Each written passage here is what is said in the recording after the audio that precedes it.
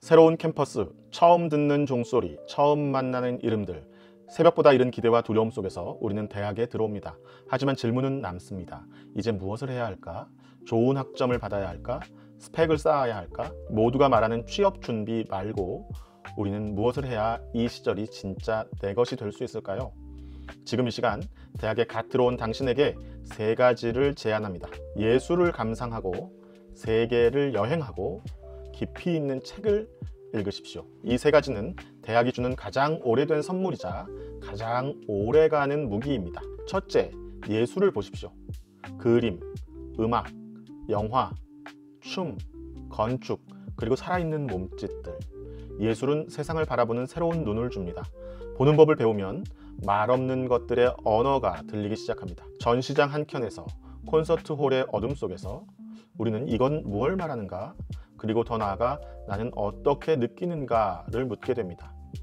예술은 정답이 없는 질문을 마주하는 법을 가르칩니다. 그리고 그것은 곧 인간다움의 시작입니다. 둘째, 여행을 떠나십시오. 이곳을 벗어나 낯선 곳으로, 지도 위의 경계선 바깥으로, 그리고 익숙한 자신의 바깥으로 나아가십시오. 여행은 단순한 소비가 아닙니다. 그것은 삶의 다양한 문법을 발견하는 경험입니다. 어떤 도시는 침묵으로 말하고 어떤 사람은 몸짓으로 웃습니다. 우리는 타인을 보며 자신을 다시 읽고 낯선 언어를 통해 익숙한 사고방식을 의심하게 됩니다. 그렇게 세계는 조금 더 넓어지고 우리는 조금 더 겸손해집니다. 셋째, 책을 읽으십시오. 스마트폰은 속도를 주지만 책은 깊이를 줍니다. 누군가의 사고를 따라가고 한 문장을 곱씹으며 천천히 사유할 수 있는 시간, 그것이 바로 독서입니다. 좋은 책은 당신보다 더 오래 고민한 사람과의 대화입니다. 철학과 문학, 역사와 과학, 책은 시간과 공간을 넘나드는 정신의 여행이기도 합니다. 스펙을 위한 독서가 아니라 자신을 위한 독서를 하십시오.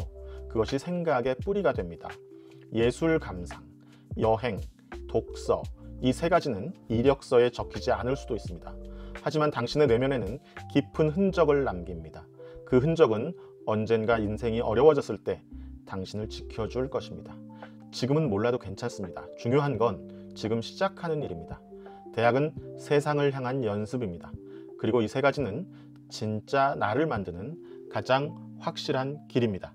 문화, 콘텐츠, 스토리, 아시아를 잇는 인문 채널 데그니티 V. 갑자기 대학에 들어오면요, 진짜 말 그대로 갑자기 들어오는 거잖아요. 고등학교 때까지 살던 그 삶의 방향, 또 라이프 스타일과 너무 다른 세계가 펼쳐지죠.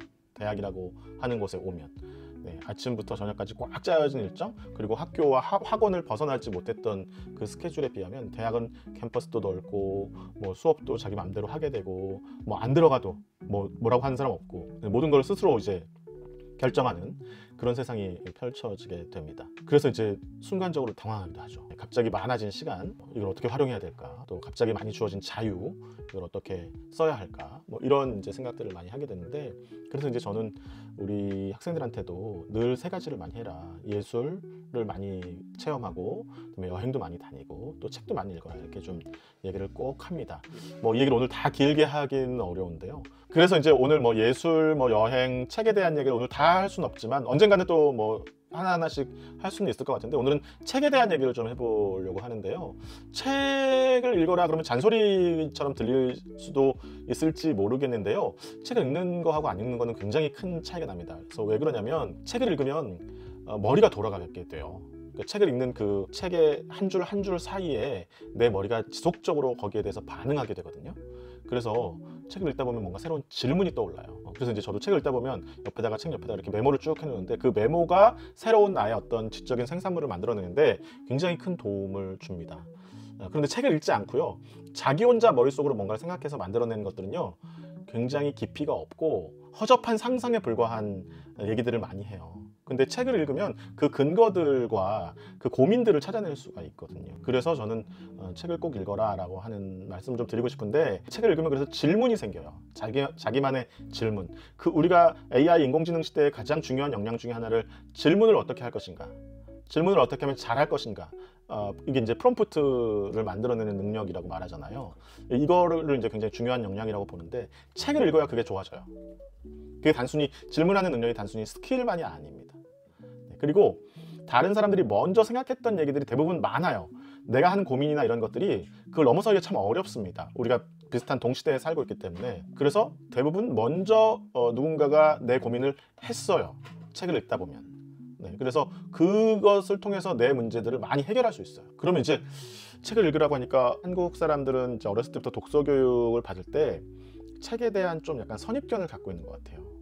두 가지 선입견인데, 하나는 책을 읽으라 그러면 첫 페이지서부터 끝 페이지까지 쭉 읽어야 한다는 생각. 이건 이제 통독이라고 하거든요. 통독에 대한 편견. 그 다음에 책을 읽을 때는 깊이 있게 읽어야 된다는 생각. 이걸 숙독이라고 하거든요. 자세하게 읽어야 된다는 생각.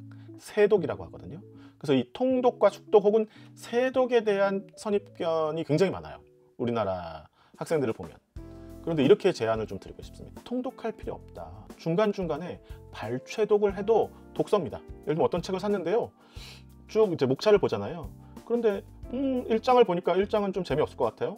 2장은 재밌을 것 같아요. 3장은 재미없을 것 같아요. 그러면 2장 읽는 거예요. 3장 건너뛰고 4장 읽는 거예요.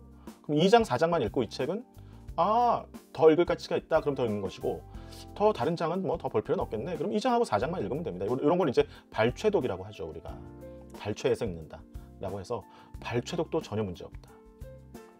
그 다음에 꼭 숙독을 해야 되느냐? 어떤 책들은요 후루룩 넘기면서 보는 책들도 있어요. 네, 그래서 이제 그 중요한 용어들을 중심으로 해가지고 우리가 이렇게 X자의 형태로 속독을 하잖아요. 속독을 해도 상관없습니다. 자, 그리고 또 하나는 꼭 어려운 책, 남이 읽으라고 권하는 책만 읽어야 할까요? 그렇지 않습니다. 자기가 좋아하는 책을 읽으면 돼요. 근데 자기가 좋아하는 책이 뭔지도 모를 수 있죠. 그럼 이제 우리가 도서관이나 서점 같은 데 가서 이런 책 저런 책들을 보잖아요. 그럼 표지가 끌리는 책을 살 수도 있고, 제목이 끌리는 책을 볼 수도 있고, 목차를 보면 목차가 끌리는 책을 볼 수도 있고, 그건 다 다양합니다. 뭐 소설책을 볼 수도 있고, 역사책을 볼 수도 있고, 그림책을 볼 수도 있고, 뭐 과학책을 볼 수도 있습니다. 자기가 읽기 쉽고 편한 책부터 읽으면 돼요. 괜히 어려운 책부터 읽으면서 중간중간에 자꾸 낭패를 보는 것보다는 소설이 재밌다? 그럼 소설책 읽으면 됩니다. 소설을 읽다 보면 그 안에 과학 얘기도 나오고 역사 얘기도 나오고 그렇거든요. 그러면 소설을 읽다가 역사 얘기가 궁금하면 역사책으로 또 옮겨가서 읽고, 역사 읽다 보면 그 안에 또 과학 얘기가 있어요. 그럼 또 과학으로 옮겨가서 읽고 하는 과정들을 통해서 자꾸 이렇게 뻗어나가는 게 중요하지, 어떤 책이 어렵고 나는 잘 이해가 안 되는데 이거를 처음부터까지 꼭 읽어야 한다? 이럴 필요는 없다는 것이죠. 물론 이제 직업상 어떤 전문적인 필요에 의해서, 아니면 특히 이제 대학원생 같은 분들은 연구를 해야 되니까 자기한테 어려운 책이라도 읽어야 되는 책들이 있습니다. 그런 건 이제 혼자 읽지 말고 같이 읽으면 좋습니다. 다른 사람들이 같이 읽고, 예를 들면 오늘은 이 책의 1장을 읽어보자. 그래서 함께 얘기해 보는 거죠. 이러면 훨씬 이해도가 높아집니다. 아니면 같이 읽는다는 것의 또 하나의 방법은 그 책과 관련된 강연을 들으면서 읽는 것. 누군가가 이제 선생님이나 교수님이 이 책의 1장에 대해서 쭉 설명을 해주면, 그리고 읽으면 훨씬 쉬워집니다. 거기 나오는 용어나 개념이나 이런 것들이 처음 접하는 사람한테는 어려울 수 있기 때문에, 그건 이제 전문적인 단계로 들어가면 그런 일들을 할 수 있다. 이렇게 좀 조언을 드리고 싶은데, 우리 학부생들한테는 저는 좀 편하게 읽고 싶은 책들을 본인이 원하는 책들을 좀 읽어라. 그리고 이해 안 되는 부분은 일단 건너뛰어서 읽어도 상관없다. 그게요, 건너뛰었다가 나중에 거기 있는 내용이 중요한 내용이면 어떡하죠? 중요한 내용은 다 그게 1년이 지나든 2년이 지나든 다시 돌아오게 돼 있습니다. 그때는 이해가 갈 수 있습니다. 그런데 지금 이해 안 되는 걸 억지로 이해하려면 더 책과 멀어질 수밖에 없습니다. 근데 정말 중요한 내용인데 2년 뒤, 3년 뒤에도 안 돌아오게 되면 어떡하죠? 그럼 어쩔 수 없습니다. 내가 세상의 모든 지식을 다 아는 건 아니잖아요. 그 책에서 그 지식을 얻지 않는다 하더라도 다른 곳에서 또 얻을 수도 있고요. 아니면 다른 데서 유사하게 얻을 수도 있고요. 아니면 영원히 그 부분은 모르고 지나갈 수도 있는데, 뭐 우리가 살아가는 게 이 세상의 모든 지식과 정보를 내 머릿속에 다 집어넣기 위해서 사는 건 아니니까 그런 염려는 안 하셔도 될 것 같아요.